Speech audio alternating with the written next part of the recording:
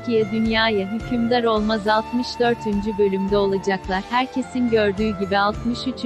bölümün sonunda Alparslan Ünal'ı vurdu. Şimdi herkesin merak ettiği şey Ünal'ın yaşayıp yaşamaması büyük İhtimalle Ünal ölmeyecek, yani Alparslan'la oyun kurmuşlar. Neden derseniz çünkü Ünal da Alparslan'da Serkan'ın burada olacağını biliyorlardı. Eğer Alparslan Ünal değil de Avni'ni vursaydı Alparslan'ı öldüreceklerdi ve onun işinde böyle bir oyun kurdular. Hızırlar da bu oyuna dahil mi değil mi bunu yeni bölümde göreceğiz. Hızır Reis illaki Serkan'ı bir yerde kıstıracaktır, ya bunu Avni üzerinden ya da örgüt üzerinden yapacağını düşünüyoruz. Yani güzel bir bölüm daha bizleri bekliyor. Eğer videonu beğendiyseniz beğen tuşuna basmayı ve abone olmayı unutmayın.